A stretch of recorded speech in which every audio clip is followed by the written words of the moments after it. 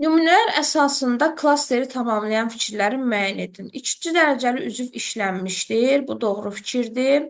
Fe'l indiki zamandadır. Pianonun dilləri oğlanın qəlbindəki inamsızlığı duyaraq fəğan qoparırdı. Bəli, burada indiki zamandadır.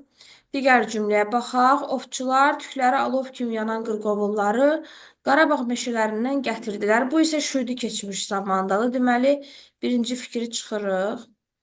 Tamamlığı təsirli halda olan isimlə ifadə olunub. Birinci cümləyə baxırıq. Fəğan qoparırdı. Nə? Pianonun dilləri. Oğlanın qəlbindəki inamsızlığı duyaraq. Fe'li bağlama tərkibidir və zərflidir. Heç cümlədə tamamlıq yoxdur. Çıxırıq. Zərflik söz birləşməsi ilə ifadə olunub. Bu birinci cümlədə doğrudur. Fe'li bağlama tərkibi ilə ifadə olunub. İkinci cümləyə baxırıq. Ovçular tükləri alov kimi yanan qırqovulları gətirdilər. Gətirdilər kim? Ovçular. Nəyi? Qırqovulları. Hansı qırqovulları? Fe'li sifət tərkibi var. Haradan? Qarabağ meşələrindən. Bu isə zərfli idi və söz birləşməsindən ifadə olunur. Deməli, üçü seçə bilərik. Həm tabellik, həm tabesizlik əlaqəsi var.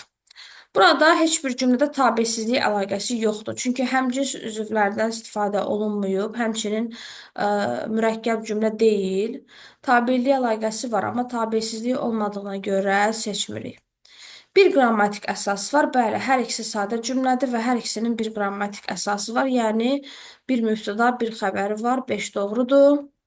İkinci dərəcəli üzvü izah edən cümlə üzvü işlənib.